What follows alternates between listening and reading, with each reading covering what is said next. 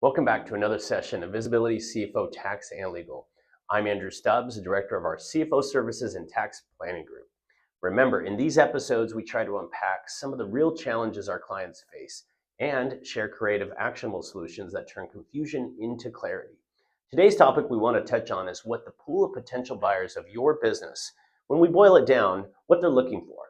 Now, if you've ever thought about selling your business or even just wanting to keep your options open, we want to help business owners, such as yourselves, reverse engineer what private equity firms are evaluating so you can begin preparing now, before you may even be ready to sell.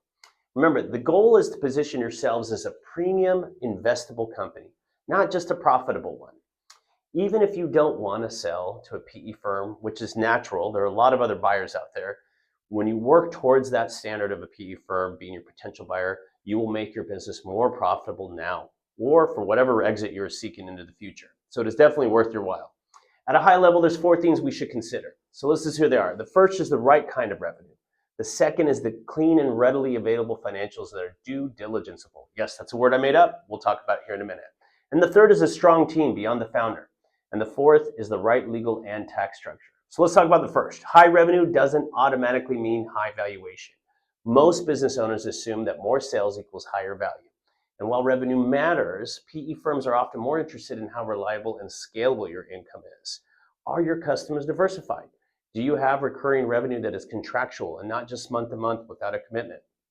Another question is your growth sustainable given your management team? And that'll bring us to another point here later on. But the second is a buyer's trust starts with your numbers. If your books are messy, your value drops, period. PE firms want to see clean, verifiable financials, solid internal controls, and systems that don't rely solely on you as a business owner. That is why clean, accurate financials are so critical. Other things like processes and SOPs documenting how key business functions run so that you can scale or even delegate are really important parts of the value of your business. And there are bonus points if you already are using dashboards or KPIs to track performance to help show the progress over the years to a potential buyer. Think of it like staging your house for sale. You want buyers to walk in and see everything clean, organized, and ready to live in. And remember, a lot of buyers like PE firms, they're going to be doing a quality of earnings. So having the support to help them in that due diligence is really important. Third, PE firms are looking for a strong team, not just a strong founder. PE buyers don't want to buy your job. They want to buy a business that runs with or without you. Are your operations and leadership teams strong enough to keep driving value after you step back? Ask yourself, if I took a 3-month vacation, would the business survive or would it stall? A seasoned management team with defined roles increases your multiple, period. Just know that if you can separate yourself from the business is that much more valuable, and they'll pay a premium for that. Remember to cross-train and document your processes, and by doing that, you're going to reduce key person risk, which is you as the business owner. Demonstrating that the business can thrive without you makes it more valuable and just more sellable. Let's talk about the fourth one. Legal and tax structure matters. Overlooked legal risks can tank your deal, or at the very least, diminish value. We've seen this happen time and time again with some of our clients who are looking to sell their company. PE firms specifically, they want to avoid these surprises. Before they buy, they'll ask a litany of questions. They'll be asking, are the contracts assignable?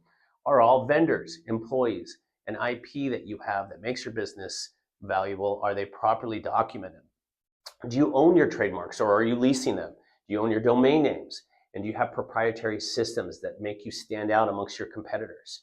Are there any lawsuits or tax liabilities that are out there that are lurking? Make sure that if you do, you have good documentation and good backstory to help the buyer feel comfortable. Also, are your entity structure, it matters. Are you an S Corp, a partnership, a C Corp? Each can affect the deal structure and the tax treatment. Cleaning up now gives you stronger negotiating power later.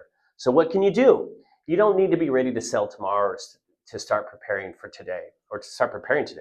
The best exits come from owners who think like buyers, years in advance. Start by building solid systems now. Assemble the right team. Fix weak spots before a buyer ever walks in. Even if a sale isn't on your horizon, adopting a buyer's mindset now boosts both valuation and day-to-day performance. So, in summary, it is in your best interest to start thinking like a buyer today to set yourself up for success when you are ready to transition your business. Remember, the PE firm standard, they're always watching for what's scalable, transferable, and de-risked. You want help getting there? Click the link below to book a strategy session with our team. We'll help you stop guessing and start helping you seeing clearly and building value that lasts and putting in place the processes and systems that we've talked about here. And remember, we're not just CFO and legal advisors. We're tax planning CFO and legal advisors, helping you to minimize your tax liability all along the way. We'll see you in the next episode.